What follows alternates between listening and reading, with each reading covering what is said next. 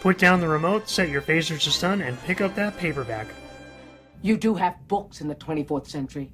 Welcome to episode 4 of Reading Trek, a Star Trek book club podcast, proud member of the Tricorder Transmissions Network. My name is Marty Lee, and I'm joined as always by my co-host, William Conlon. How are you doing today, Will? I am fantastic. Warp 8.5. Awesome. How you doing, Marty? I'm doing wonderful. We're once again joined by the wonderful Miss Heather Barker. Heather, how are you doing today? Discovery Guru. That's part of my title Discovery now. Guru. We started something. Yeah, no, I completely forgot about it. Then I was listening to the last episode today, and I was like, oh yeah. I'm really excited to talk about the rest of this book. I have so many little note post-its. I posted a picture on Twitter because I'm like, I've got to sit down and write all these notes together because this is just insane. Yeah, that's what my book looks like, but it's all color-coded based on categories. And also, we're excited to announce that in addition to having the wonderful Heather Barker here, that at the end of the podcast, we are going to be joined by the author of this week's book, Mr. Dayton Ward. We're very excited to have him on for a quick interview. Hey, I'm excited. Can't wait for that. For those of you who are new to the podcast, we are a Star Trek book club podcast, working through the expanded universe one novel at a time.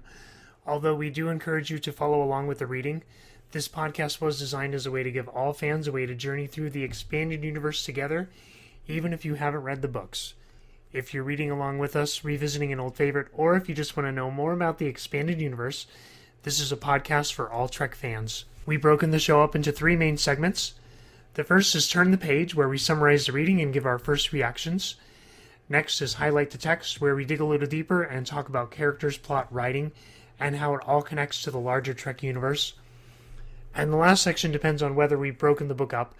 We'll either have Read Ahead, where we give our theories on the rest of the story, or we'll have Shelve It, where we wrap up the novel, discuss the messages, and give our final thoughts and ratings.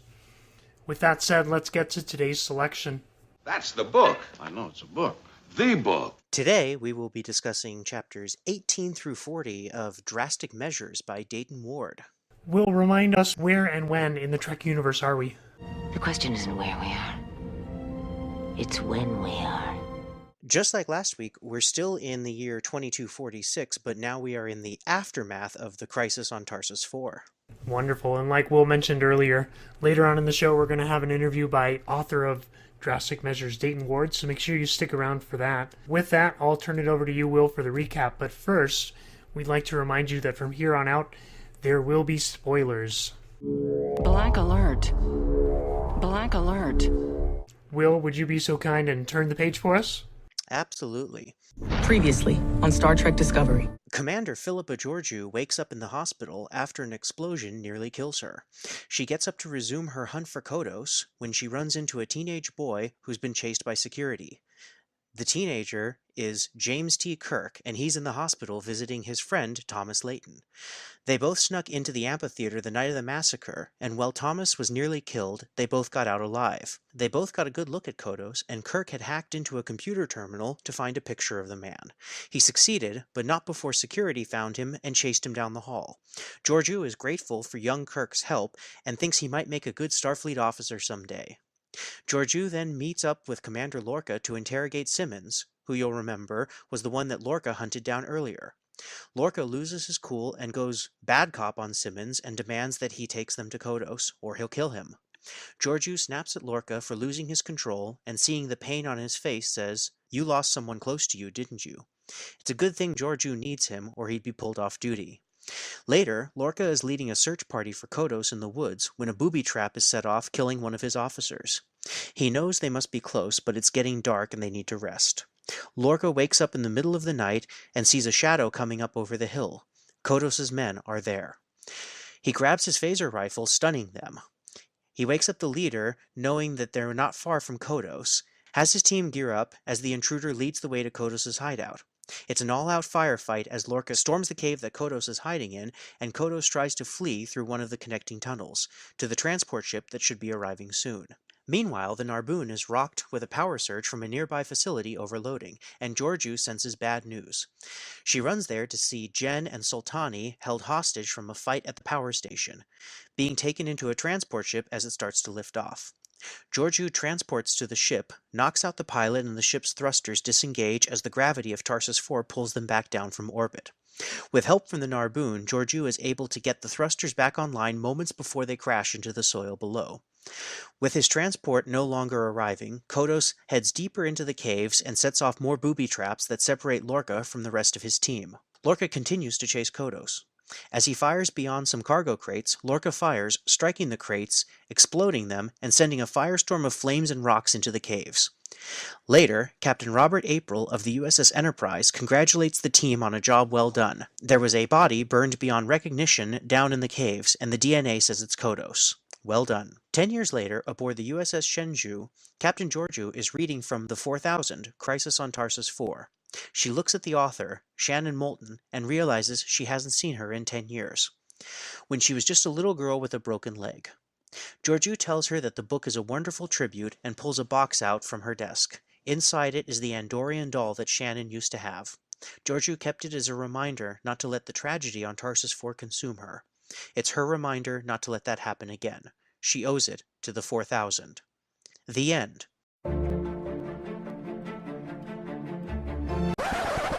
"10 years earlier, under the guise of Ian Galloway, Adrian Kodos boards a commercial transport, having shaved his head and beard, and was eager to start his new life under a new identity.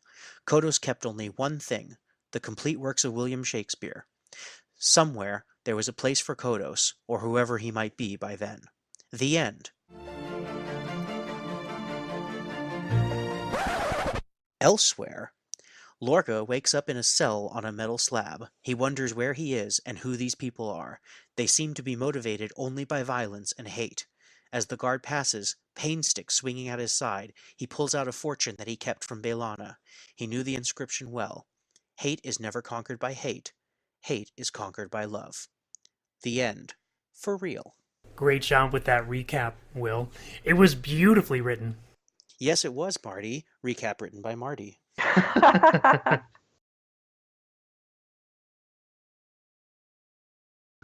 had trouble putting this book down.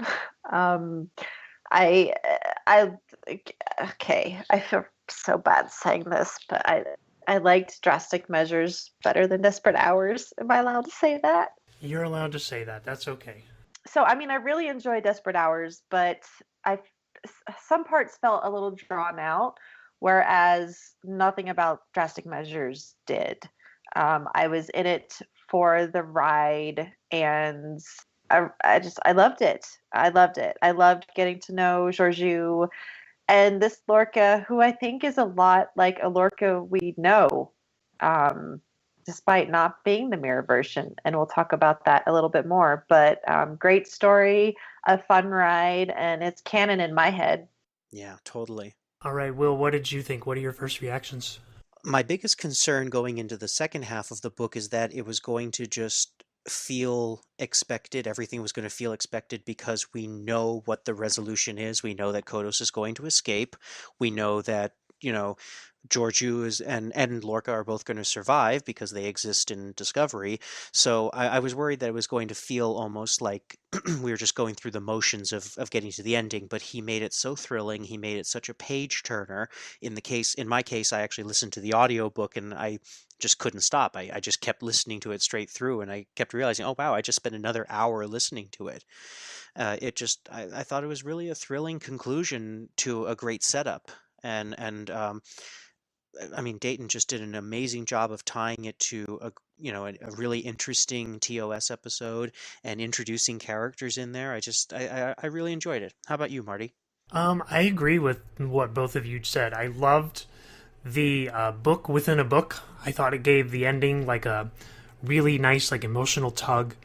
The action of the book really like ramped up this last half, and it was go, go, go. Like, I think from the moment we started to the very end. So I thought it was really great.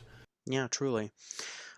So Was there anything in there that you felt you learned about the Trek universe that you didn't already know? I think that the biggest thing for me, again, and I mentioned this in the last episode, was having the perspective of Kodos.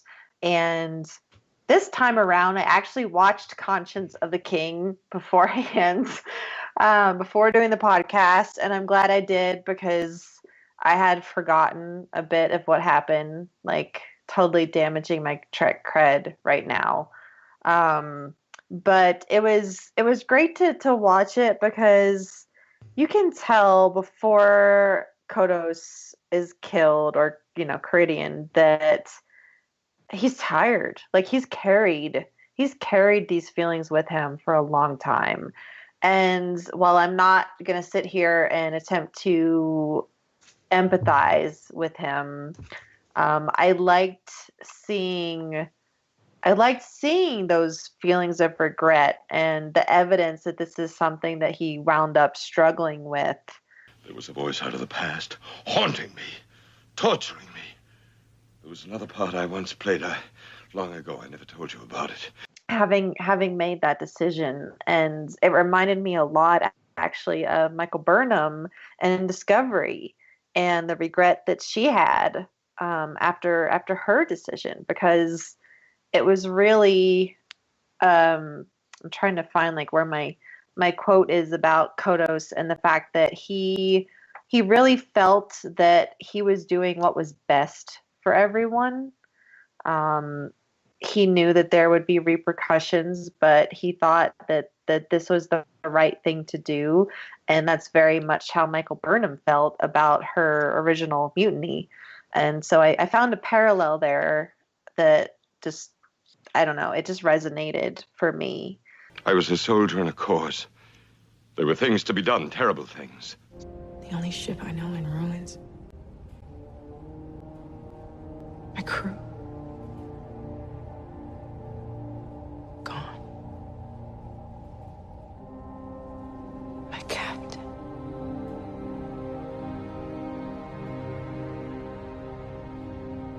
My friend. I wanted to protect them from war. From the enemy. And now we are at war. And I am the enemy. But I think that was the most valuable thing that I took as far as learning new things. What about you guys? Well, yeah, I mean, I agree on all of that with Kodos. There was actually one character that I felt even more towards, and that was Simmons, who Yeah. I thought was a really, really great character because he was so complex, and I loved the balance love of Simmons. of hearing him later at the penal colony, which is also a reference to Voyager, Caretaker, New Zealand penal colony. Yep. But there's a quote that I wrote down, and I'm going to skip ahead and go ahead and just do a quote now. But this to me reminded me of like when I was reading books about horrible events in history. He said, "The sounds of phaser fire and the screams carried on the night air and echoed off the buildings. To this day, when I lie awake in my bed in the dark, I can still hear them. I'll hear them until the day I die, and maybe they'll haunt me forever after that. Seems just." That is a haunting piece of dialogue. I mean, that is intense and amazing. Can I follow that up? Because I had also highlighted, it's on page 208, and it says Simmons had been considered for parole. He has refused that opportunity, instead making personal requests to the facility's director to stay here in order to carry out the full term of his incarceration. And again, that reminded me of Michael Burnham.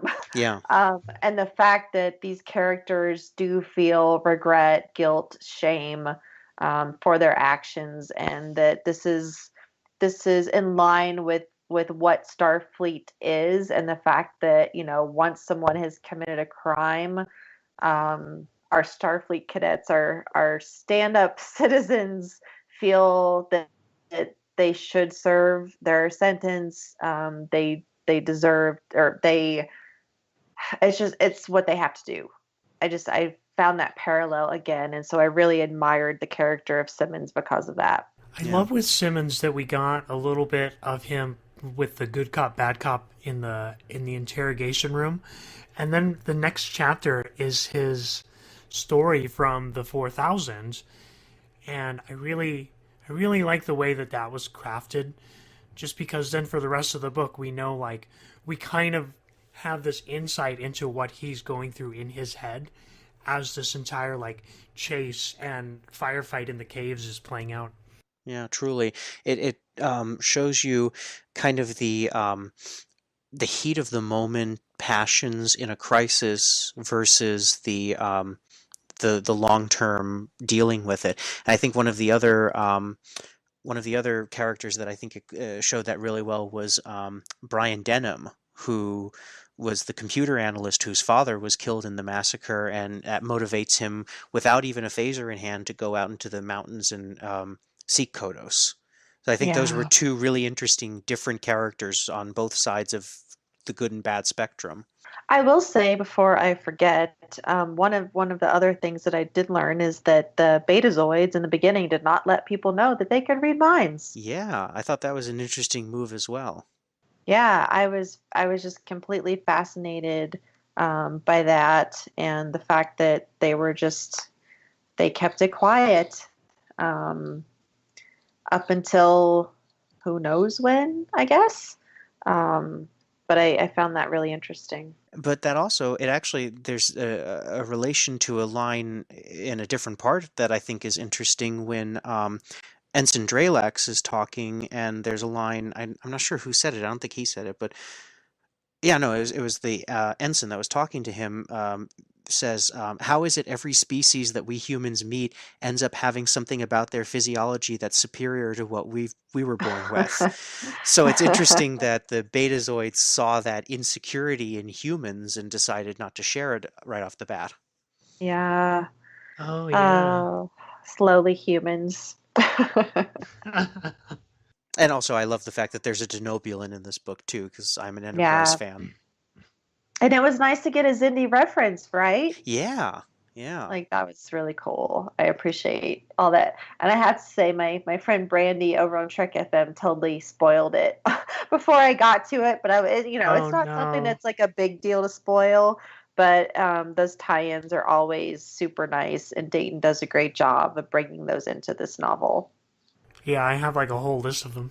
One of my favorite, like, just nothing little tie-ins that seems to just keep popping up, especially since it's a deleted scene, so I don't think it's even considered part of canon, is that so many of the books always reference orbital skydiving, which is what was supposed to be the original opening sequence of Generations, and they ended up cutting it in favor of the wine bottle spinning through space. But there's a line in here talking about how B'Elanna taught Lorca to go orbital skydiving, something that he would have otherwise thought was insane. So I just love that orbital skydiving keeps becoming a thing in Star Trek.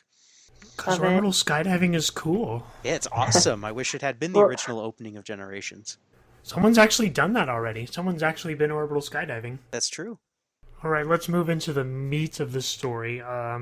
Let's talk about Lorca. Heather, do you want to share your thoughts on Lorca? Because I know you probably got a ton of them. Well, when we left off the last time, I was really curious to see what was going to happen with this character, because over in my land of discovery on Disco Trek, we only know Mirror Lorca. So I was extremely excited to get to know Prime Lorca, only to find out that Prime Lorca reminds me a lot of Mirror Universe Lorca. Yep. I still don't give a damn.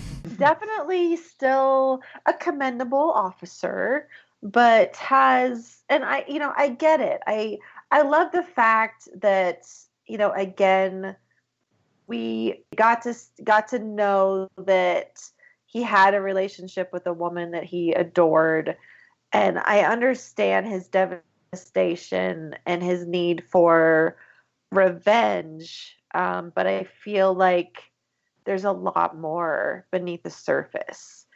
And it just comes down to even saying, like, he wished he could have killed Kodos with his bare hands. Mm-hmm. Stuff like that. And then I think, was it Simmons that when they were interrogating him, he, like, grabbed him by the throat? Mm-hmm. And Yeah, that was Simmons. yeah, to the point that, Georgiou was like, Mr. Lorca, like, calm down. And then later with the punching bag. Yeah, it's almost like Landry, Landry and Discovery. Like Mirror Landry and Prime Landry are like the same person.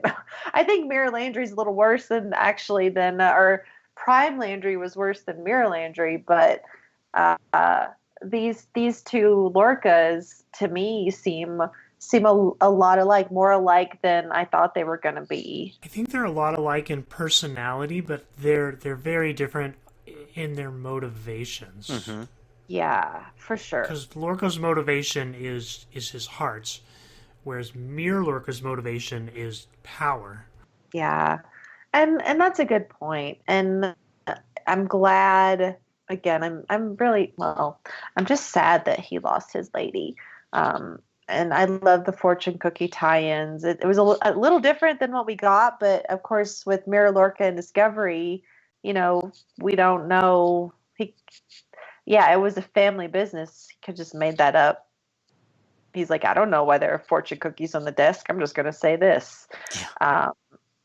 So I liked having that tie-in, and I kind of want another book about this character. So Dayton, I hope that you get to write another one. Wouldn't that be great? Speaking of upcoming tie-in novels, we actually put a poll out on our ReadingTrek Twitter, and we've seen some great results. We've had over 125 votes in less than 24 hours. We gave them 4 options. The options were Paul Stamets and Hugh Culber, Ash Tyler, Takuvma Vach and Laurel, or Sylvia Tilly, and it has been a real for next Trek book, right? For the next tie-in novel. Of course, it's just a wish list. We have no control over it, but it's been a real horse race to get to the front. Right now, it is 1% separating. In the lead, we have Paul Stamets and Hugh Culber with 34%, then Ash Tyler at 33%, Sylvia Tilly at 24%, and Takuvma Vach and Laurel at 9%. So it's interesting to see that all these characters are just already so beloved that everybody wants to hear more about where they came from. I totally voted for Stamets and Culber. I did too. Yeah. I don't think there could be I love everyone. I've had enough of Laurel and Tyler, although I think that there's a lot more that can be done with those characters. But for me, I need more. I need more of Stamets and Culber because they're just such a beautiful couple. And if you want to hear my thoughts on Culber's death, just listen to Disco Trek. I'll leave it. Yeah, we're not talking about that here. Yeah, not having a dialogue. Well, since you brought it up, there was a character though that did remind me of Dr. Culber in a way, and I hesitate to bring it up because it's been talked about to death, pun intended. We're given an LGBT character. And then a few pages later, she's shot and killed. Vanessa Chandra. She's killed in the power station. And I was just... when that happened, I just kind of had to throw my book down for a minute and just kind of turn away. Because it reminded me so much of what they did on Discovery. Yeah, it's I don't know if we want to have this discussion on here too. I was elated to find a lesbian couple... or bisexual. I guess we don't really know for sure. But what I assumed was a lesbian couple. I was glad to have that representation in the book. And I don't know why this keeps happening. It's really frustrating. Yeah. Yeah, we're going to talk to Dayton about that a little bit later, and I'm sure he's going to have some great insights on that. I'm sure that he will, and I look forward to seeing what he has, or hearing, I guess, what he has to say. It's a frustrating thing, and I feel like everyone involved in Discovery knows better than to do this. But I guess I'll hold out for that interview and see. So can we talk a little bit about Philippa Georgiou being the inspiration, or not necessarily being the inspiration, but being an inspiration for James T. Kirk as a young man? Oh, man. I love it. Oh, wasn't that great? I love that cameo. I've got to damage my Trek cred here for a minute. It's been a while since I watched all of TOS, and I totally forgot that Kirk was there. Oops. I'm embarrassed admitting this. So when I was reading before I rewatched it and everything. So I was like, what? Oh yeah, okay, Thomas Layton, yeah. Oh yeah, and then Kirk. It's like, oh my gosh, I totally forgot about all this. So I was really thrilled to see them in there, and then was like derp, remembering that, oh yeah, they're supposed to be in there. But I love that tie-in, and I love the fact that, Georgiou saw in him a Starfleet officer, and that he was a super smart teenager, right? Like they're teenagers when this happens, is what I gathered. Yep. So I thought that was pretty cool. I liked that cameo. Well, it's not really a cameo. It's something that's canon that we know is going to happen, but I thought that was really neat. Yeah. And I liked that he wasn't just thrown in there for no reason at all. Like, he actually had a purpose and advanced the plots. So it was nice. Like, we only had him for one chapter, but he still served a purpose. And we saw his mama. Yeah, and a mention of his brother. Oh, I forgot Kirk had a brother. I'm going to give one more quote because this actually put a smile on my face when I read it. Call me Jim. So I loved his whole thing in there. Now there was one thing which I'm curious, and I don't know, because part of the reason why I wanted to be on this podcast, because I don't know the expanded universe that well. There's a mention of George Kirk being on a secret mission. Does anybody either speaking to me right now or listening in on this and want to comment on Twitter, does anyone know, is George Kirk on Section 31? Oh, da da da. So tweet in with that answer. I don't know if Section 31 was established when the original series was airing, though. Oh yeah, Section 31 was in Enterprise. So it's all the way back to Archer's time. Oh, that's true. That's true. Yeah, this is where canon's all over the place. And like we said, I don't care about canon. NCC 1031, Star Trek Yeah, Discovery. yeah. Or is it just a nod to Brian Fuller's love of Halloween? I don't know. I just want to know what the black badges are. Yeah. Maybe we'll get a novel all about the black badges. That would be great. Dayton Ward, we need you to write a novel or short story about the black badges. Nice. Yeah, I can't think of any specific mission he would have been on. I don't know. So hopefully somebody out there has an idea, or we will find out in the future. Yeah, please tweet in if you know any more information about that, if you have a book recommendation that might discuss it. Marty, do you have any characters that you'd like to talk about? I think we covered most of who I wanted to talk about. Again, the James T. Kirk was one of my favorite things. I loved the little quote that Georgiou's thinking. From what Georgiou could see, he was a font of raw, untapped potential, lacking only age, education, and experience. If he was anything like his parents had to be, and assuming his own desire to pursue such a path, young Jim Kirk had the makings of a first-rate Starfleet officer. Nice. And that's one that put a smile on my face. That's so great. That whole chapter was just that was the quintessential way to, put a beloved character into an expanded universe novel. I really, really tip my hat to Dayton Ward on that. Yeah, it was not overly, I was going to say it's not overly fan servicey. Nothing in this book was like overly fan servicey to me. I don't know if I can go ahead and bring it up, but we got Robert April. Yes. Hello. That was so incredibly cool. And for anyone who read the audiobook of it, the person who read the audiobook out loud did a fantastic accent on April for that section. I love it. I feel like I need to go listen to the audio versions of these books now, just because. But I loved having that cameo, and I love the fact that so many people are reading this book in the Trek universe, or at least in my Twitter world, that I have to watch out for spoilers on a book. Yeah. Because like with the Cindy, and then people were like, "Oh my God, that cameo!" And thankfully, we're nice enough not to spoil who the cameo was. Because at first I was just like, "Oh yeah, Kirk," and then I was like, "Well, but Kirk really isn't a cameo because he was there." But man, Robert April's just, I love it. I love it. Thank you, Dayton. Yeah, so great. I have one more character I'd like to just talk about, and I'm gonna have to make my retraction from last episode. I was so off on Shannon Moulton because I thought she was gonna Uh, be Lenore Caridian, and I was totally wrong. And I was so happy I was wrong because I love the way that she wound up being the author of the book. I was a little sad because that means that we know she's dead because Kirk and Riley were the last two people alive who knew what yeah. Kodos looked like, but I just thought that was a great. Did Shannon ever see Kodos? That's true. Maybe I'm wrong on that. Maybe she is still alive out there. But I've got more about that in a second, so we'll swing okay, back to this.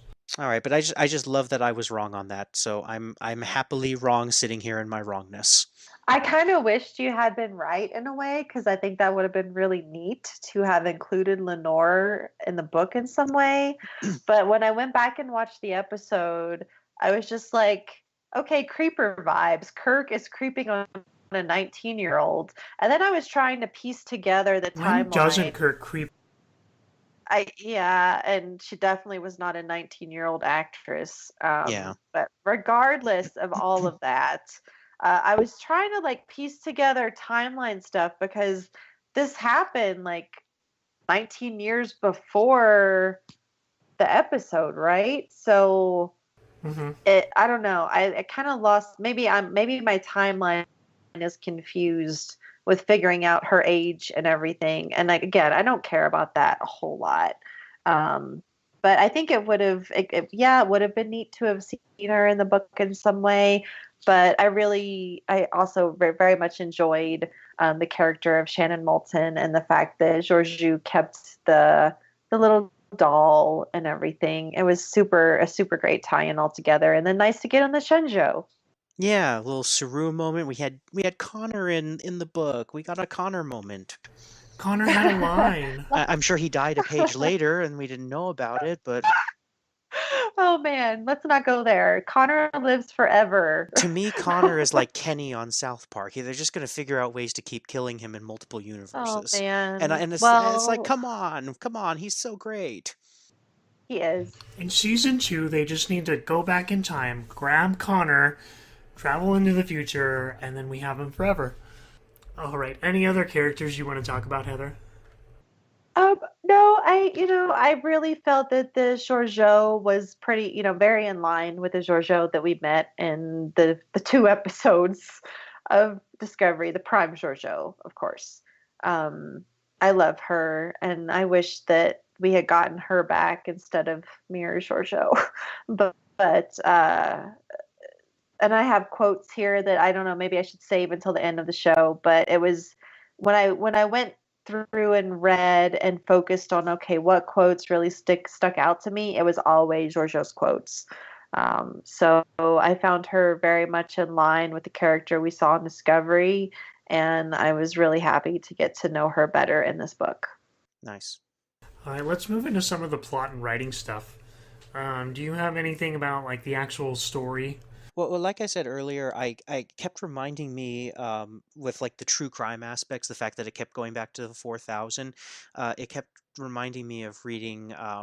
There's a book, I think, if I remember correctly, it's called "We Wish to Inform You That Tomorrow You Will Be Killed," and it was interviews about the people who went through it on both, the good and bad side, and I kept going back to that in my head, and I want to talk to Dayton about that later because I kept getting those references, and I kept thinking more along the lines of 9/11 with such a tragic event, and the way that the reactions to it, and him going into the caves, and people being spurned to action. So it reminds me of the people who like signed up for the military on September 12th. Yeah, the character that goes up into the mountains with nothing more than a rugby stick, I think. Yeah. So I think that writing really hits home to modern times. Yeah, I agree with you there. I had one. I mean, other than that after credits scene, which I thought was pretty cool. I had one note on like the plot, and that was that we really didn't get to know how the fungus was cured. And I get why, because they wanted to keep the focus on the characters and not the situation, but it seemed like that was just kind of like one of those back burner things that we'll never know. Yeah, I just eradication. I don't know. I feel kind of dumb for like being like, "Ooh, it's a fungus," and "Ooh, discoveries like fungus and spores," and they're not connected in any way because this was established like well beforehand. I'm assuming they checked the check and handled it, and now it's all better. There's like a It, 7-year-old Paul Stamets somewhere grabbing samples of it. I will say that as far as plot stuff, and I don't know, maybe I should save it for one of the things that stuck out for me, but I loved the scenes when Lorca was going up the hill with everyone. That was so suspenseful.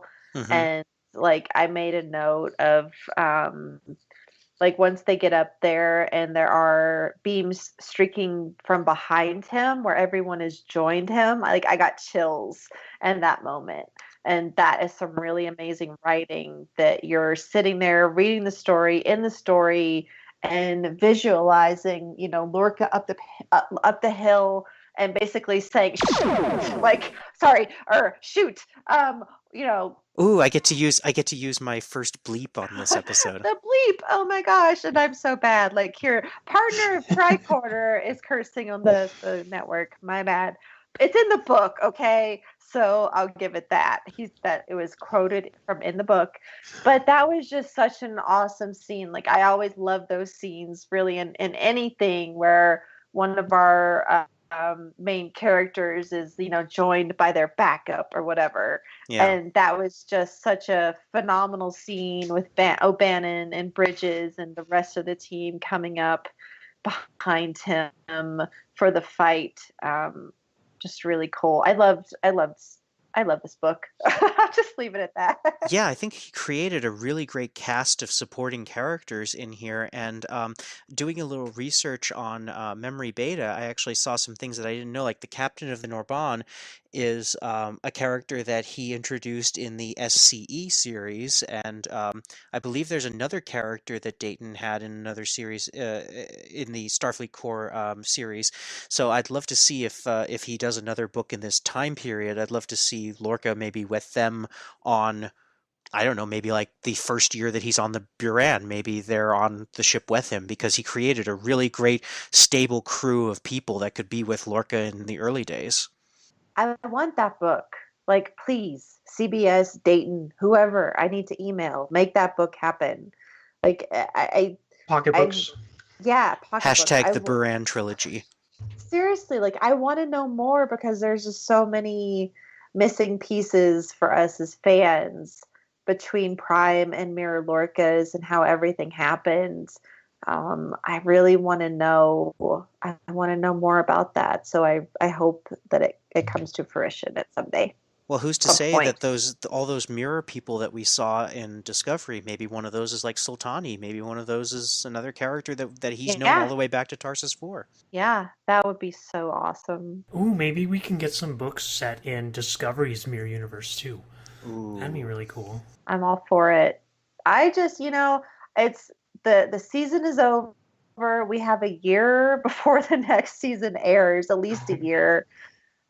We need more. Like we need more to fill in the blanks and keep us going. And there's just so much that we can learn, and that's kind of a benefit, I guess. We have a 15 episode season with a lot that could have been explored, and so that kind of gives the authors in the book world a lot more to work with. So I'm anxiously awaiting the next Discovery book is all I'm going to say. Yeah, and I believe the next one is all about Saru in his early days. Oh, I didn't even know that. Oh my god. Yeah, it's called Fear Itself. It releases on June 5th. My birthday! Oh my god. Oh, it's going to be a happy birthday. That's wonderful. That is perfect. Super excited. I'm like on Amazon right now, and it's probably not even on Amazon. Do we know who the author is for that one? I've already pre-ordered it, but there's no... Oh, James Swallow is cool. The author. Awesome. And I'm going to put you on the spot right now. Heather, will you be back to join us for that? Yes. Perfect. I was going to say hell yes. I guess I can say hell. I just can't say That's good, because I've already put your sleepy. name in the guest column for All that right. episode. Okay, pre-order. Sorry, I'm like totally sidetracking here. All right, I'll order it. I'll order it later. But yes, that's amazing. I really side note. We won't go as bad as we did last time, but not only do I just love Doug Jones for the amazing man and actor that he is, the character of Saru has really grown on me this season. So I am super excited for a deep dive into that character. That's going to be fantastic, and I'm so hoping there is no eating of ganglia in the book. No, I hope there won't be. No. All right. All right, so Marty, let's talk about some Trek connections. We're not talking about canon here. We're just talking about connections. What were some connections to Trek that you noticed in this book that we haven't already discussed? You think it's all connected somehow? Well, we already mentioned a few of them. We had Tom Paris Voyager connection with the New Zealand penal settlement. We had Captain Robert April, and I personally, I'm going to be a bad Star Trek fan and say I don't remember ever seeing him ever. The animated series. See, I need to watch the animated series. I keep getting told to, so. Yes, you should. And then you should join us on the Tricorder original mission episodes where we talk about I would the love animated to. series. So Robert April, like, he was the captain in the very, very beginning of Star Trek. And when push came to shove, he wound up turning into Captain Pike and then Captain Kirk. So he's kind of like the unknown first captain, and thankfully they did good by him and Star Trek history and added him into not only TAS, but I believe his name popped up in Discovery when Saru was asking about, formidable, accomplished captains. So that was a lot of fun to see. And so, finding him in this book was another really wonderful Easter egg for me. And as I was saying earlier, having listened to the audiobook, something that you wouldn't glean from reading the book is that he's got a gorgeous British accent. So the narrator of the audiobook did a really fantastic job on Robert April's accent. Oh, I don't know that I can handle myself if I listen to that. The USS Enterprise is here to help. Oh my gosh, no, okay. I'm going to have to go get this audiobook and have private time or something. Sorry. Oh my gosh. I'm a sucker for accents, so. Well, one of my favorite connections, which seems to really come up in a lot of Trek literature too, it was in several moments of Desperate Hours and then several moments in Drastic Measures. I almost feel like I need to do a drinking game. I have to take a sip every time I hear somebody say transparent aluminum. Aluminium. Yes. But I love that because one of my favorite Trek movies is Voyage Home. And, of course, Scotty gives the formula to some random guy in the 80s, which I assume turns him into a billionaire. And now you have transparent aluminum for all time for humanity. Transparent aluminum? That's the ticket, laddie. You realize, of course, if we give him the formula, we're altering the future. What? How do we know he didn't invent the thing? I love it. I think that pretty much all of my stuff has really been mentioned between the characters that we've seen, the Betazoids, the Betazeds, with the hiding their ability. It's not a power. It's not a superpower. We're not talking about Marvel movies. I got two more that haven't been mentioned. When you're done. Yeah, go for it. All right, so we got a first contact reference with the Vulcans. Yes. Which is right before the Xindi reference. And then on Twitter, I got tipped off by Dayton Ward about finding some deep cut connections. So, in Conscience of the King, Kirk asks the computer to list eyewitnesses who saw Kodos. The computer then lists Kirk J, Leighton T, Moulton E, Riley K, Eames D, and then cuts off the computer. So, Moulton E is Elena Moulton, mother of Shannon Moulton, the girl with the Andorian doll. Library computer. Data on questions submitted to personnel files. Data being received. Kodos file. Of all survivors, there are 9 actual eyewitnesses who can identify Kodos. Stop. Give list. Kirk J, presently Enterprise captain. Layton T., Molson E., Riley K., Eames D. Stop. Who wrote the 4000. The other name, Eames D., is Donovan Eames, the director of the New Anchorage Hospital System, Yes. who revealed what he saw in the interview he did for the 4000. That's so cool. I love all this stuff. And it's funny because when in my notes, because I write my notes by chapter, and they write about Eames in the hospital when we first meet him, and he says, I saw Kodos, I met him. So I actually wrote in my notes, Eames is so dead. And then the next chapters flash forward to 10 years later, and he's talking. I'm like, oh, maybe not. I kind of wondered if, like, Eames is some kind of nod to John Eaves, who worked on design and stuff in the series. No, that's probably could it. be, yeah. Nice. Yeah, that's a nice catch, Marty. Yeah, Dayton and Kevin Dillmore and David Mack, like, all of them are really great about giving other fans and friends little nods in the book. Like, my friend Charlene is actually a character in the book. Her last name is slightly different. She was in the first half that we read, I think, but it's really cool to see stuff like that. So anytime that I find a name that is remotely similar to someone I know, I kind of like, you know, I do the little doggy ear, like the little one ear up. Oh. Yeah, it's really cool. So great. All right, let's move into my favorite section of the show, our favorite quotes. Heather, I'll let you go first, unless you want to go last. No, I'll go. I already kind of spoiled it and said that all my favorite quotes are Giorgio quotes. That's okay. And anyone who knows me and listens to me on my various podcasts knows that I am first and foremost an optimist.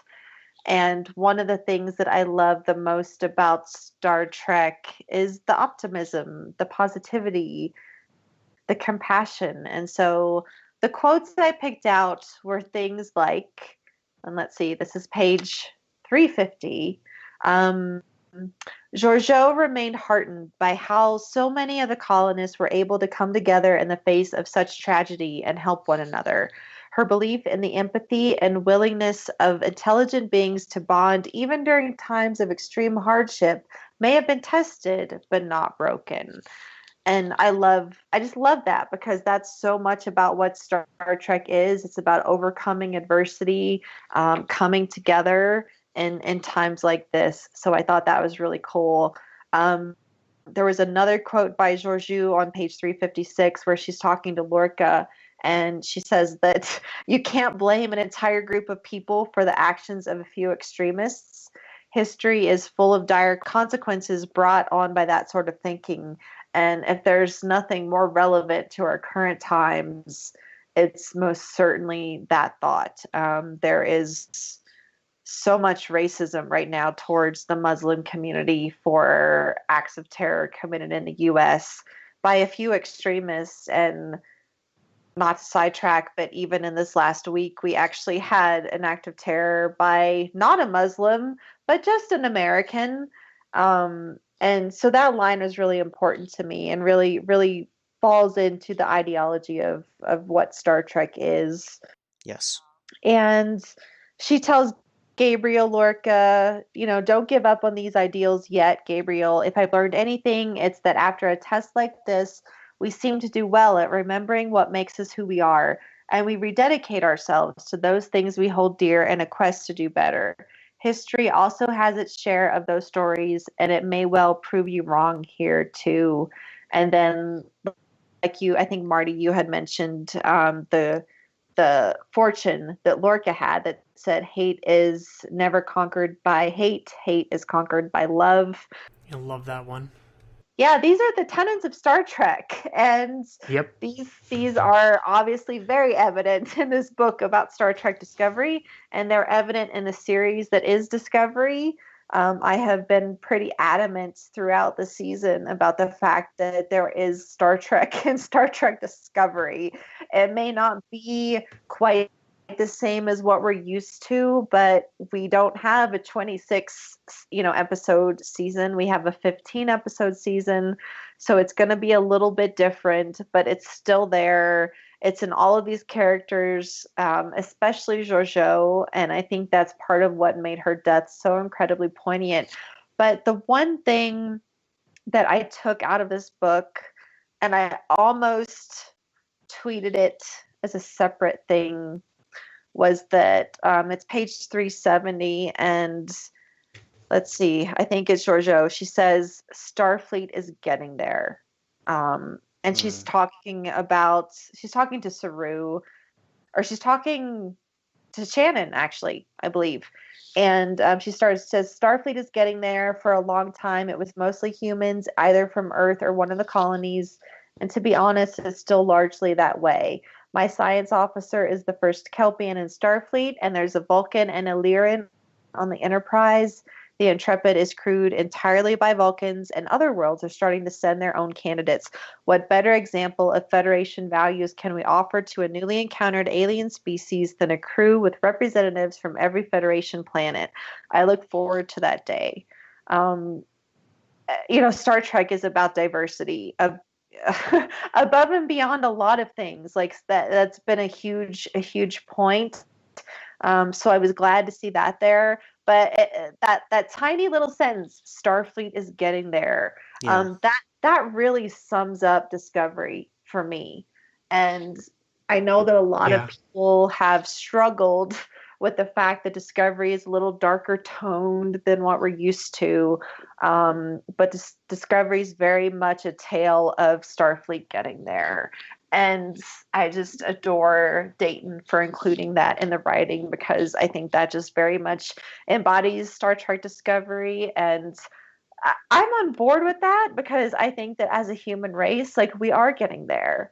I tweeted earlier this week that, we should be torchbearers. Like, as fans, we should be torchbearers, not gatekeepers. We should be the one, we should be the ones welcoming more people into the Star Trek community. We should be the ones that are there to light the way and to help us get to this utopian future, as far off as it may seem to be. And the reason that Discovery resonates so strongly with me is that I recognize that, no, we're not there yet. And the fact that we now have a Star Trek that's more closely tied into who we are now, like, that's powerful for me. It's great to look forward to a utopian future. That's a hopeful message and everything, but when it comes down to what really resonates with me, I want to know that the person that I am now, and that the society that I am in now, is going to get there. And so Discovery has done a great job of showing that, hey, we're on our way. Like, it's still possible. And with the characters like Michael Burnham or Tilly that are on Discovery, like, that's us now. Like, we are them. We are those torchbearers. And so I think in that entire book, that one small forward sentence resonated with me the most. Yeah, truly. It's a great moment. Speaking for gatekeeping, I actually, while you were saying that, my best friend who's watching Star Trek for the first time, watching Discovery, just sent me a text in all caps that says, "The Enterprise." Oh, I love it. I love it. So he's becoming a Star Trek fan because of Discovery. And, I don't even care if he watches any of the other shows, like, because he's a Star Trek fan. Like, he loves Star Trek now. So I think that's super cool. Well, it's by any means necessary, because there's so much of it out there that you'll be able to hook somebody. Like, Marty, you said that you didn't like TOS, but then the TNG era sold you on it. I remember... Right, and then I went back and rewatched TOS, and now I appreciate TOS for what it is now, A good friend of mine in college, I couldn't get him to get through a single episode of TOS, TNG, Voyager, nothing. Couldn't get him to do it. Took him out to the theater to show him the first Kelvin film, the 2009. He was hooked. He was there. Yeah. And I love that. And that's, it's just anyone who loves Star Trek in any capacity is a Star Trek fan. And look, I really love Discovery, and in my own way, like, Discovery is very much my Star Trek for some of the reasons that I've already shared. Mm-hmm. But I also, like, you don't have to like or love Discovery to be a Star Trek fan. Like, you can not have watched any of Star Trek on television. You could have just read Drastic Measures and you love this book. hey, you're a Star Trek fan. Like, welcome. And I don't get this ownership that a lot of fans have, this protectiveness. Like, by bringing in more people, that's just going to contribute to the longevity of Star Trek. Yeah.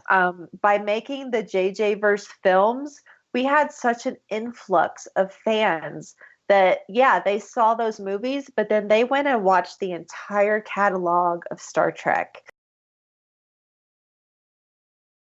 which is amazing. And these are young people too. I mean, I'm almost 37, so I'm like almost middle aged, and I didn't become a hardcore Trekkie until 2009, until the JJ Universe films.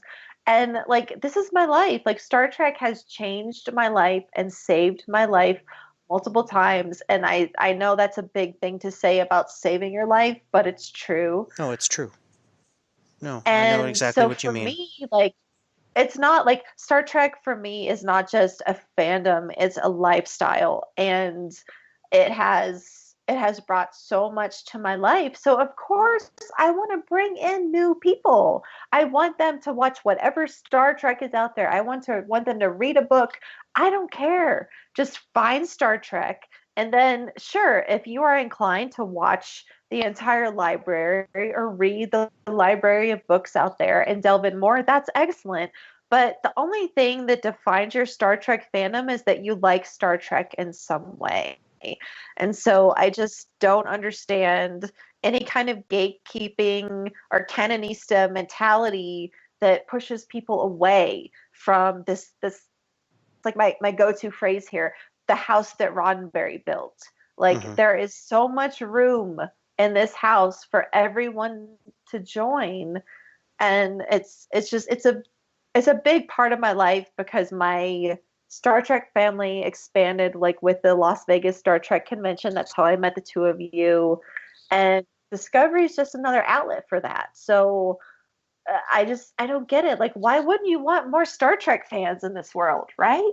Well, and actually, if I can have a minute to make a confession and tell a quick story, I've only been to STLV twice. This coming year will be my third year, and I honestly didn't know what I was getting myself into on the first time. It was the 50th anniversary, and I've been a Star Trek fan for as long as I can remember because I was born the same year as TNG premiered, and I grew up watching reruns. So I loved TOS, TNG, Voyager, and Enterprise. But going into my first Star Trek convention, I like made a conscious effort in my head. I'm not going to tell a single person that to that point I had seen maybe 10 episodes of Deep Space Nine, and I knew Deep Space Nine was like beloved among diehard Star Trek fans. I knew it was like it was kind of the odd man out in mainstream, but it was the show for diehards. So I was embarrassed to say to people, I don't know Deep Space Nine. I had like a tangential knowledge of it, and I could reference certain things, and I was trying to like keep up with people and getting totally lost. And at one of the dinners, at one of the creation dinners, I ended up sitting down with two awesome Australian Star Trek fans. I'm hoping they're listening to this because they'll love this. And I think I went out and said it. I was like, I've never seen Deep Space Nine. I barely know what it's about. And I thought, I am about to be gatekeepered so bad. Aw. And the two of them bought a round of drinks and told me all the reasons why I need to watch it, not why I'm wrong for having not watched it. Yeah. And on the way home from that convention, I started it on Netflix, and I watched every single episode of Deep Space Nine within however many months it took me to do it. And it's they weren't they were the exact thing that you dream of when you think of fans, because they weren't protecting it from evil person who's never seen it. They were sharing it with somebody so that Yep. they can have the same appreciation that the two of them have. Yep. Yep. And that's I understand having a sense of ownership because we just love it so much. And in some respects, the fans have played a huge part in keeping Star Trek alive. Yeah. So I get it, but I don't get putting up barriers that would dissuade someone from being a part of the community. Like, with Discovery, this is a whole new Star Trek, and yeah, it's behind a paywall, so that kind of prohibits the accessibility to a lot of people. But there are still new fans going to Discovery, and even people that had no idea that Discovery was on air, or that would never have watched Discovery because it's behind a paywall. Like, all you have to do is be that friend. Like, that's what happened with me. I was that friend who said, Discovery's amazing. You need to watch it. Let's watch it together. And now, like, he's hooked. Like, he's hooked. He called his family, who, like, is a Star Trek family, and said, oh, are you watching Discovery? Let's talk about it. And I just, it's just a gateway. Like, it's a gateway drug. Like, I'm so bad. It's the gateway Trek. I have my own experience going to the Star Trek convention, but when I hear that other people go and other people truly understand what it is to be part of that family, like, that's where it gets me by the heartstrings, and that's what's powerful to me. That's like my life's mission, is to bring people into our family. So, Dayton did an amazing job with this book, with tying in all of these things. And speechless. Well, great way to tie it back to the book, because we still have favorite quotes. Marty, I think it's your turn to give us your favorite quotes. All right, I have a few. I have one funny one today, for you, Will. It's when they're trying to prevent their craft from falling out of the. It's when they're on the shuttle Georgiou's trying to gain control of the ship, and one of the characters says, muttering a string of profanities Jen found impressive as much for its variety as its colorful incorporation of adjectives. Fujimura replied, I don't know. That's great. Yeah, I loved that she was like cursing in Tellarite and Klingon and everything. Andorian. I want the Andorian curse book, because I imagine there's a nice, just judging on Shran alone, there's probably a really nice Andorian curse catalog. And then my next quote I have, at the end of all this, Bailana was still dead, along with thousands of other people, all victims of one man's horribly misguided sense of sacrifice and noble intentions. With respect to Kodos, he, Lorca, knew it was wrong to feel as he did, rather than wondering if justice had been served. But he did not care. As he continued to watch the fire, he was satisfied that Adrian Kodos, if he was up there, was receiving exactly what he deserved. Yeah, that was a great line. That was a great moment. And then I have one more. While some joined the service because they wanted to or believed they could contribute something greater than themselves, there were those that answered what they felt was a higher calling, a mandate, or even destiny of sorts, for which an ordinary life would never be able to offer a worthy substitute. Talking about why people want to join Starfleet, which I think brings back to what Heather was talking about, bringing fans in. Yeah. So, and then of course the quote to end all quotes in this book: "Hate is never conquered by hate. Hate is conquered by love." Yep. That is my last quote as well, because it is. I think it's almost the quintessential Star Trek line from this entire book, and I'm going to say it one more time: hate is never conquered by hate. Hate is conquered by love. Yep.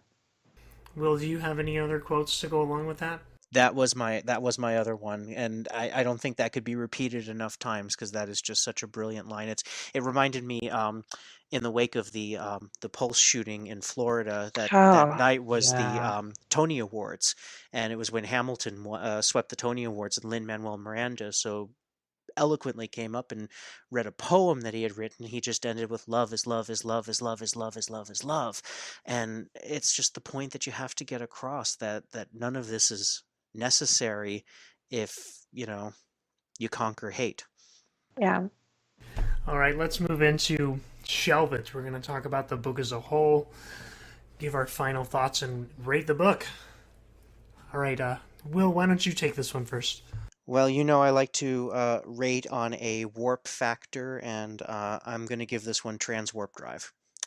Desperate Hours, I gave a warp 9.8. I felt like we had a new generation of Trek literature, that it was maintaining the same quality level as what we were seeing on the screen. This book reinforces that, and like we were saying, I think takes it even to another step. Not only did we take a TOS episode and give it a whole new dimension, but we tied it into these incredible Discovery characters. We learned so much more about two characters that are already like beloved, and had an incredible message along with it. So I couldn't be happier with the way this book turned out. Did you find any messages in the book? Hate is not conquered by hate. Hate is conquered by love. I mean, that's kind of, to borrow a phrase, the bonk bonk on the head message, isn't it, in this book? Yeah. I also pulled out that you could, that you shouldn't let your fear drive you to do unspeakable things. Talking about, Kodos letting his fear for the survival of the colony drive him to, slaughter 4,000 people. Even though he thought it was the right thing to do, but... When is that ever the right thing to do? Yeah, I know. Yeah, there was a there was a line in there when they say that Kodos was almost like a Vulcan in his reasoning, and that they weren't people, they were markers on a map. I mean, I couldn't disagree with that more. And obviously, I'm not disagreeing with Dayton. I'm disagreeing with the character that said that, because a Vulcan would never order 4,000 executions like that. A Vulcan would, keep going and not lose that kind of cool. I think, Kodos is the example of what happens when we panic. Yeah. I like the parallel. I mean, for me, I found a parallel between Kodos and Burnham. I mean, obviously Burnham didn't execute 4,000 people, and we can discuss whether, her actions really led to the Klingon War. I mean, the Klingon War was going to happen regardless of what Michael did. Like, they were on the precipice of it beginning. So I'm not going to say that it was Burnham's fault that this whole thing started and so many people died. I mean, we had was it like 80,000 people at Starbase 1 that perished? That took the number up a bit. Yeah, so a monumental amount of people that died. Whether it was Burnham's actions that started the whole thing is debatable to me, but I found a parallel. And again, I'm just re-emphasizing the fact that while we did see the emotion and pain that Kodos as Caridian suffered in Conscience of the King, this book definitely made a point to emphasize that he felt that regret. And I mean, he still did it, which sucks, but he debated whether what he did was the right thing to do. And ultimately it came down to, he thought he was doing what was best for everyone, which is Burnham thought she was doing what was best for her crew and her captain, and to prevent the war and everything. But I think the parallel there is just worth mentioning. And that's why I'm so glad we had Simmons, because Kodos does it and then flees, and then you have somebody like Simmons who takes part in it and then takes the responsibility. Yeah, absolutely. And for me overall, I don't know if I can go ahead and pop into my overall thoughts about the book. Please do. Yeah, go for it. This was an incredible compliment to Discovery and a beautiful tie-in to Conscience of the King. Having the characters that we know and love, like Kirk and Leighton. Well, I mean, we barely got to know Leighton, but I did appreciate that there was a bit more about Leighton in this book, especially at the end with what he did, having suffered this experience and what he did for science. I thought that was pretty cool to have that included. But having Robert April, having the tie-in with the Shenzhou, nothing, like at no point did I feel that this book was tedious. Again, I had trouble putting it down. I mean, the first half, I think I said last time, like, I didn't want to stop, but I didn't want to read forward because I didn't want that to influence my thoughts in our last podcast. So I finished this book extremely quickly, and that's a high compliment these days with everything I have going on in my life. Sitting down to read a book is an accomplishment, and keeping my interest that entire time is a feat. And Dayton accomplished all of that. Did an incredible job. Had scenes that were making make me have goosebumps. Mm-hmm.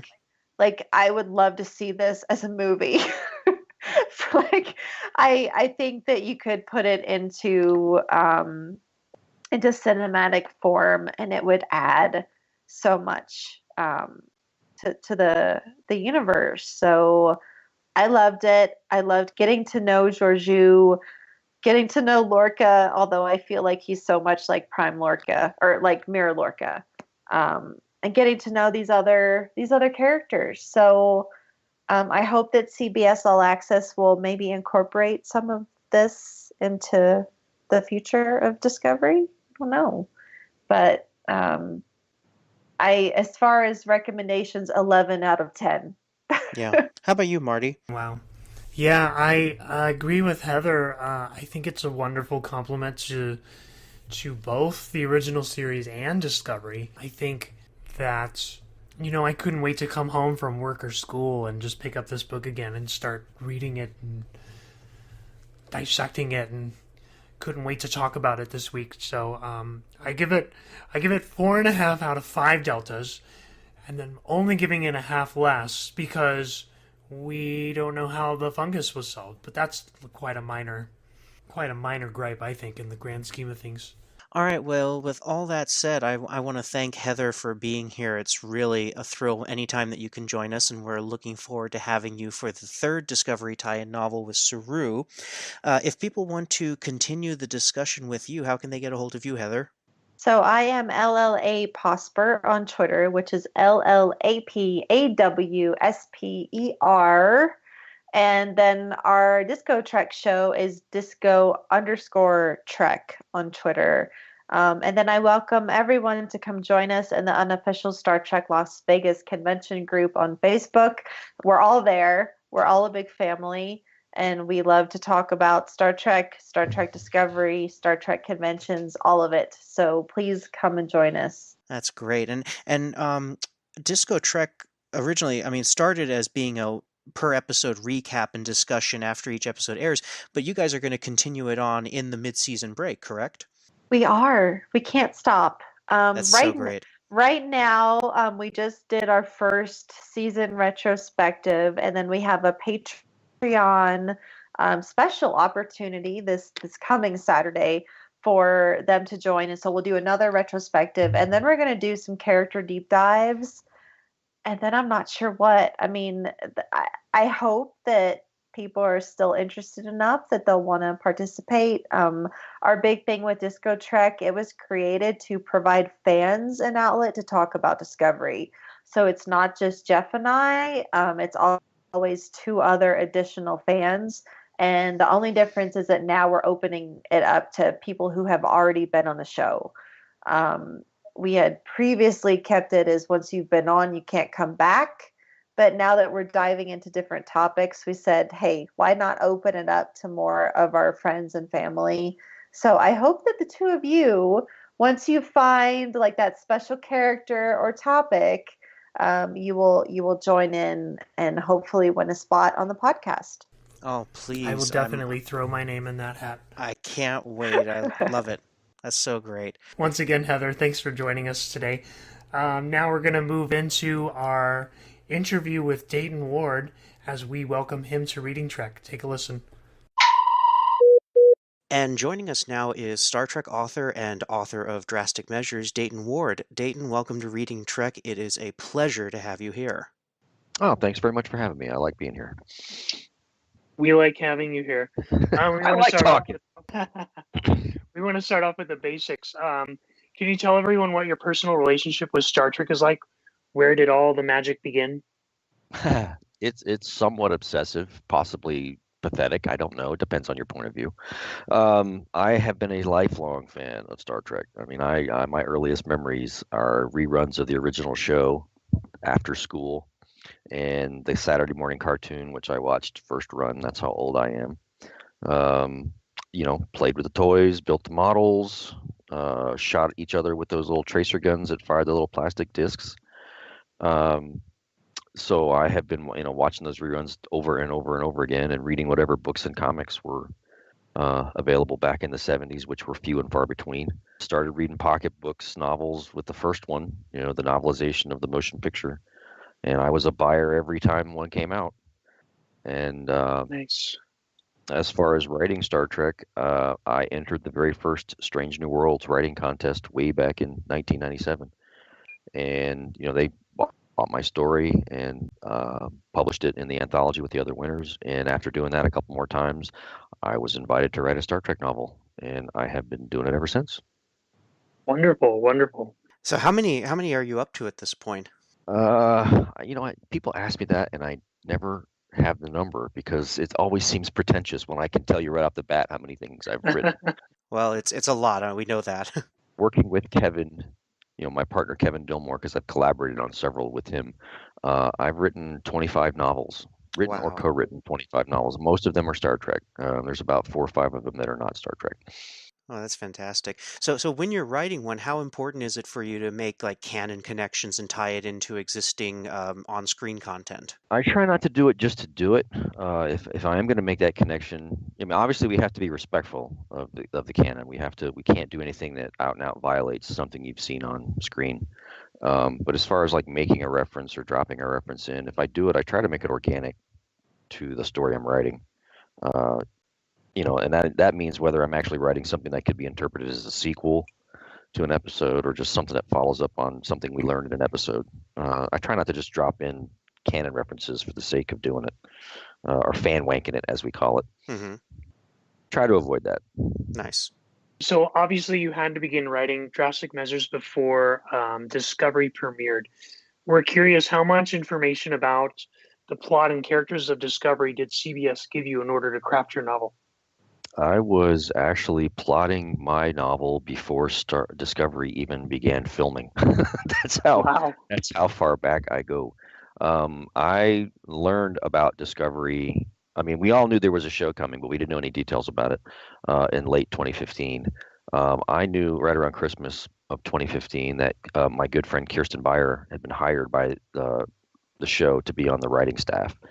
And so she and I had several conversations over the period of a few months where she was, we were talking about the show, and she was asking me about points of Star Trek minutia and trivia. And I had no idea at this point where the show was going. I mean, I didn't know what period they were exploring or what exact story arc things were taking, but I got a sense that, of setting and all that just from our conversations. And then once I was asked to write the novel, this is mid 2015 or so, mid 2016.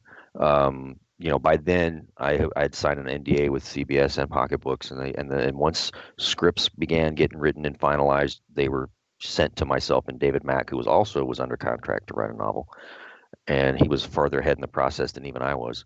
So we had access to scripts, we had access to production art, we had access to set photography as they began filming episodes. So we knew, within days of when they finalized the script, what was going to be in an episode. And so, as my book began taking shape, I started finding out about Lorca's story arc, and as it's now been shown on the show. I knew about all that. I knew about all that early on. That was my next question, because this is our only real representation of Prime Lorca. So you knew he was Mirror from the start on the show. Yes. And what hadn't been decided, at the time I was writing, was how far back the switch had been made, and that was a discussion. We had several discussions about how this factored in and all that. And my original plan for setting a story 10 years before the show was I'll be able to avoid all of the booby traps and landmines that are going to be set by this thing every time they write a new episode. I figure if I'm 10 years away from everything, I should be insulated to a large degree from anything they might reveal on an episode. Silly me. What was I thinking? So yeah, I mean, it did factor into how I portrayed the character, because they have, the writing staff, Kirsten and the other writers, they have their ideas about what Prime Lorca is like. So that helped me flesh out the character for the book. Nice. And our guest Heather on these shows for this book had made a great comment last week about how much she absolutely loved the way that you crafted Prime Lorca, that she said he's just, her ideal person. So you really did a great job putting him together for this. Oh, thank you. I have, Kirsten Beyer to thank in large part for much of what you know about Prime Lorca and Giorgio. She was very helpful, and she was instrumental in the early days as I was fleshing out the outline and writing the manuscript, to help me stay on task as far as accurate portrayals, because we don't get to see very much of Giorgio, before things take a turn early on in Discovery's first.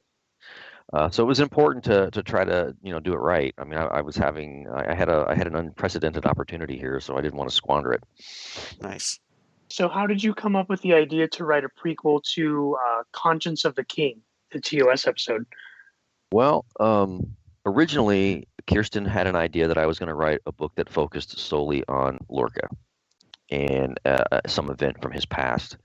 And we batted around several ideas. And this is even before I started reading scripts. And then once I started reading the first few scripts, I really took a liking to Giorgio. And I really wanted to explore her backstory as well. And so we decided, hey, wouldn't it be awesome if we could come up with a story where both of these characters are involved? So we batted around a few ideas. And then, of course, my editor at Pocket Books, Margaret Clark, I think it was she who suggested Tarsus 4. And that's all she had to say. And we've got a nice shorthand going between us after all these years. I went, I'm on it. And so I fleshed out a basic one-page pitch, I think, and gave it to Margaret and Kirsten to approve. And Kirsten definitely liked where it was going, so I got a green light to flesh out the story. And they gave me, a wide berth as far as what I could do with the Tarsus 4 backstory and how it impacted both Giorgio and Lorca. Yeah, and I love the fact that they have this meeting because, as I was saying in our last episode, that space is so big and there's just so much going on out there in the universe of Star Trek. But the fact that you have these two incredible characters meet kind of reinforces that destiny that is such a great part of the Star Trek universe. Well, it's sort of a double-edged sword when you're writing tie-in works. When you're writing original fiction, you're free to create characters willy-nilly, and you can use them and dispose of them as necessary to your plot. But when you're working with an established universe, the people who buy the books, by and large, want to see the characters that have been created for that series or that film or that video game or whatever. So as a writer of such works, you have to kind of keep that in mind. It's a tightrope to honor that desire and yet not feel like it's a small universe syndrome where everybody knows everybody knows your name, that kind of thing. At this point, after this many years, Star Trek's a pretty large universe, but yet there are times when it can feel a little crowded. So I was very conscious of that, particularly with the fact that there are other canon characters who have already got some connection to Tarsus 4. Kirk in particular, Hoshi Sato supposedly, depending on what version of that story you want to go with. So I had to kind of pick my battles as far as, okay, who's going to be a cameo in the book and who's gonna pop up as a surprise guest in the book, and not try to overload it too much. That was actually my next question, because you have such little source material to work off of. The one episode of TOS, you gave us that great scene with Kirk, and then we have two great scenes with Leighton. Was that there was a reason why you chose not to include Riley as a character as well? I figured he was too young at this point to really have an impact on the storyline. He's several years younger than Kirk would have been at this point in time, and so I didn't really, and I already had a character that was playing that really young child role for Giorgio to play off of. So I didn't see a need to introduce another character for that sort of role. And then, of course, the whole Hoshi Sato bit, did she or did she not die at Tarsus 4? It depends on which source you want to go with. Mike Sussman wrote that bio data that you see in the Enterprise episode. but you don't actually see it in the Enterprise episode. It's he wrote it, but you don't actually see it. And believe me, I freeze framed the Blu-ray to double check it. But it does not appear on screen in the final episode. So it's open to interpretation, and I interpreted it the other way. So many details you have to look into. Yeah. Well, I mean, what it is it's in my opinion, it's inconclusive. So if some other author wants to make the great leap that she died there, that's their call. But I was already kind of working with a crowded field and trying to remember that this is a Discovery story, not a TOS story or an Enterprise story. Yeah. So that's the other balancing act you have to work. Absolutely. And you just mentioned in the younger character, I assume you're talking about Shannon. I had made a prediction in the first episode that she was going to end up being Lenore Caridian, and I'm so glad I was wrong on that, because I love what you ended up doing with her, because we had these speckled moments of the 4000 book, and I thought that was a really brilliant way of structuring the book, so I'm so glad she wound up being the author of it in the end. That is actually Kirsten Byer's suggestion. You have Kirsten to thank for that. Originally, I came up with the device of having the narrative bits from the book, the book within the book. And my original plan was to do it very much in the vein of Max Brooks and World War Z, where the narrator or the writer is not a character. He's just a conduit for the other characters that are interviewed to tell their story.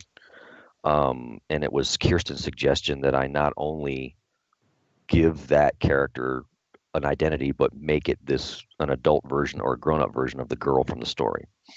So the girl was in the story all along. I just didn't have her in the framing bit at the end.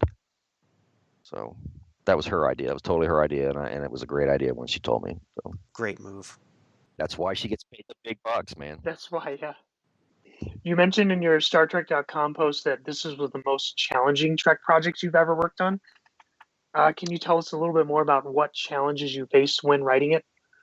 Well, like I said in the post, this is the first time I've written a Star Trek novel where the parent series is in active production. Everything else I've done is TOS or Next Gen or something that's a spin-off of one of those shows, and these are shows that have long wrapped. They've long since ceased production. So everything we're ever going to learn about these characters is largely known already.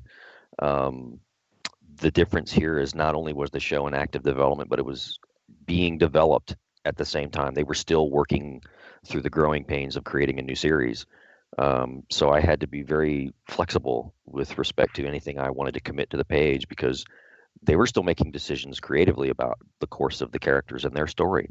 And of course, I'm here telling a story that's in service to the show. I'm the tail, they're the dog. So you have to be flexible and adaptable to an even larger degree than you typically are in this type of work. But the job was dangerous when I took it. I knew that. One of the things, and this is interesting because you mentioned that Max Brooks connection. I'm a huge fan of World War Z. I thought that was a great novel. One of the interpretations that I got out of this is a lot of the symbolism related to 9/11, almost, and the fact with Kodos going up into the caves and the journey after him. You have the one character that's a computer analyst who's inspired to go seek him, kind of the way people spontaneously enlisted after such a tragic event. Did you have any of that in mind, or am I just interpreting that? No, there was some subtle parallels there. 9/11, the hunt for the Nazis after World War II is somewhat evocative in here. I mean, it's there's a little bit of that. I mean, Kodos, the parallel between Kodos and the massacre on Tarsus 4 is, and what happened during World War II and the Nazis is, not accidental. Mm-hmm. So I didn't want to play that drum. I didn't want to beat that drum too hard, but it's an obvious parallel that I didn't want to ignore either. And it's subtle and it's really good. Thank you. I hope so. I didn't want to overplay my hand too much.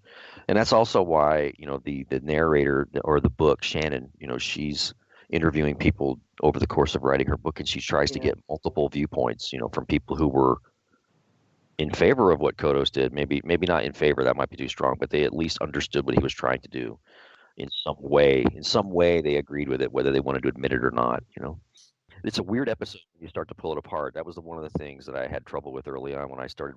I've watched it dozens of times over the years, but when I sat down to watch it this way critically, so I could take notes and figure out where I could pull on it. It really doesn't hold together very well once you start to pull on threads.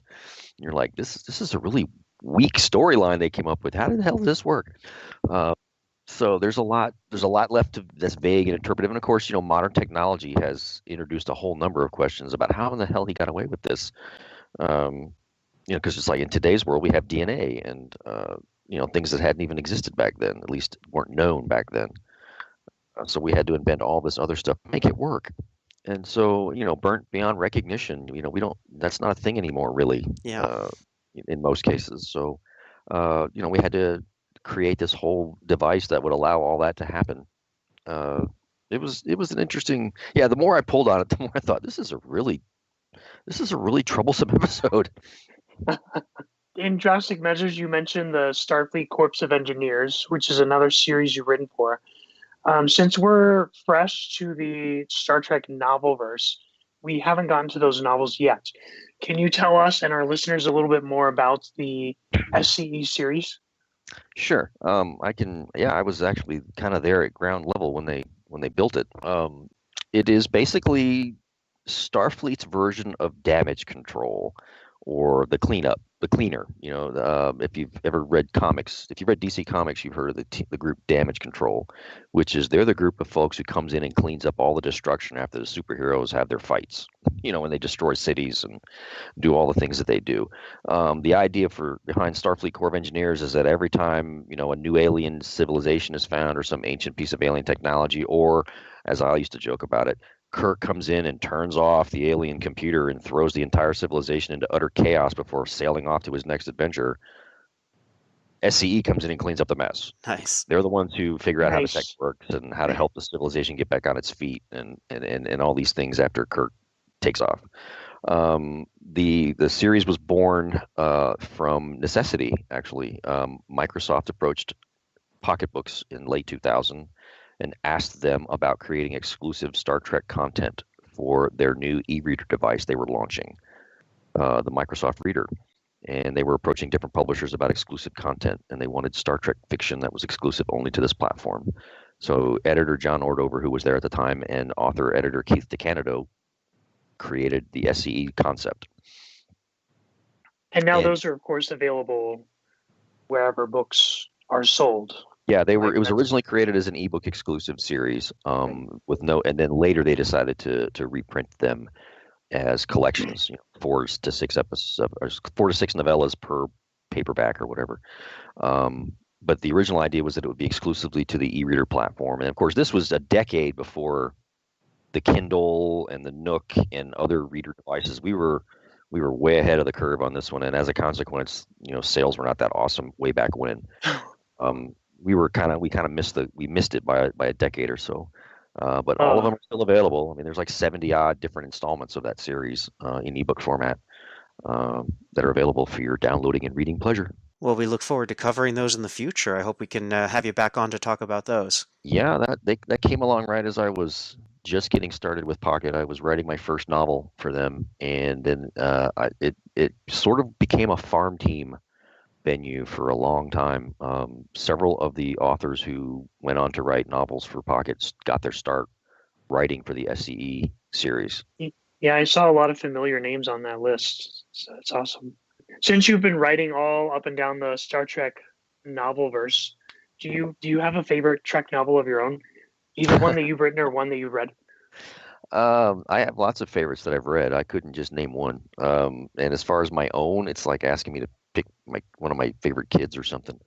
But I do have a few that I really had a lot of fun writing, and I recommend them as if you're looking for one book that that's a standalone book that maybe gets you an entry point. I'm real proud of From History's Shadow, which is a book I did about 5 years ago that sort of connects Star Trek history to real world history in the Star Trek way. All the Star Trek aliens who were on Earth in the 20th century and that kind of thing. And there's a lot of connections to UFO conspiracy lore and the Cold War and the space race from the 60s. I had a lot of fun with that one. That sounds like a fantastic read. So with all of the many tropes and themes and symbolism, what's your favorite aspect about writing the Star Trek universe? My favorite thing about writing Star Trek is that there's no one thing to write about when it comes to Star Trek. I don't think there's any one kind of Star Trek story. I think it's a platform that lends itself to any number of stories. When people try to tell me what the quintessential Star Trek story is, I have a hard time taking it seriously because the shows themselves demonstrate the scope that is possible, what you can do on that in that template or with that format. And so I like the fact that it's a place where I can explore just about anything from a storytelling perspective and use my favorite characters to do it. All right, the next one's a little bit of a heavy hitter. So we are in the wake of fan outrage regarding Dr. Culber's death.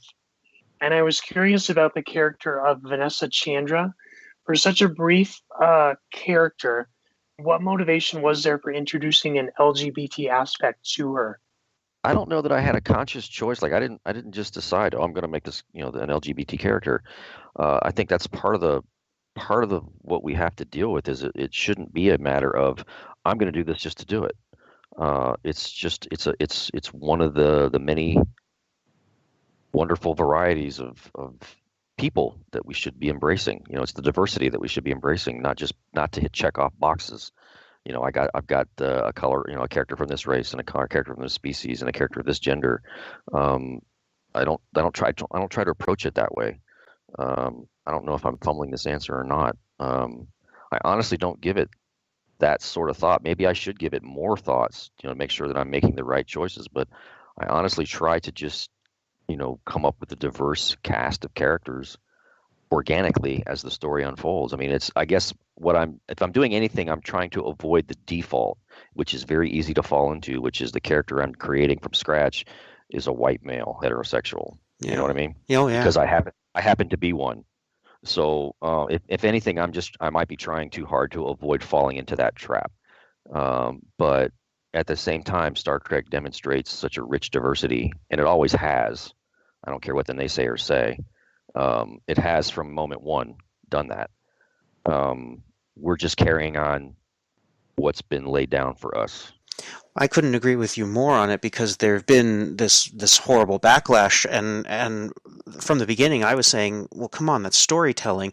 You wanted to have representation in there. Well, tragedy is going to befall people, no matter what their background is. So it's part of the storytelling. Exactly, yeah. I think that's the absolute perfect answer to anybody who's criticizing the way that the writers have been taking it, because I think what they've created, is just an incredible new interpretation of Star Trek, and in the same way that it was breaking down walls in 1966, it's just amazing, where it is now, because there's still plenty of walls to be broken down. Exactly. People ask me, people like to raise these arguments about why is Star Trek telling this kind of story? Why is Star Trek showing these kinds of characters? Because you're asking those kinds of questions still. We're still having the same discussions. We're still arguing the same points. So obviously this is still important. And Star Trek has always been a wonderful platform for doing that. And we're just, like I said, we're not doing anything new. We're just carrying on the tradition that's already been established well before we got in the game. Exactly. So on that note, do you have any future plans for more Trek novels already in the works? Well, I'm waiting to hear back. I mean, I'm sure you're aware of it. We're waiting on Pocketbooks and to finalize a new licensing agreement with CBS, and I'm hopeful that will happen soon, and that I will be invited back to write more Star Trek because I'm certainly willing. I'll do it as long as they let me. It's a fun thing to do. It's a weird way to earn a living, but it's a fun way to earn a living. But I mean, in the meantime, I'm keeping busy with other projects, including some Star Trek stuff for other publishers that will be announced here shortly. So I don't tend to drift too far away from Star Trek when it comes to my writing. Excellent. Well, thank you so much for taking the time to talk with us, and we hope that this is just the first of many appearances because we're going to be covering a lot of your work on this podcast. Well, anytime if I can, I'm happy to talk because that's one thing writers like to do is pimp their own work. So. Yes. All right. Well, Dayton, if people want to continue the discussion with you, how can they get a hold of you on, say, Twitter? Well, if you follow me on Twitter, you know that I probably spend an inordinate unhealthy amount of time on social media. So you can find me at Dayton Ward, all one word, on Twitter, and on Facebook I have the very unimaginative name of Dayton Ward. And of course you can find all that at DaytonWard.com, which has links to everything. Facebook, Twitter, Instagram, blog, the whole smash. Excellent. Well, again, thank you so much. Pleasure to have you on. Thanks for having me. Appreciate it.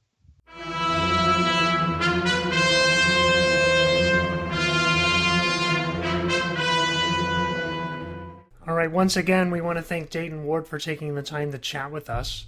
Next time on Reading Trek, we will be discussing the first half of Prometheus, Fire with Fire, by Bernd, Perplies, and Christian Humberg. Wow, is that a book?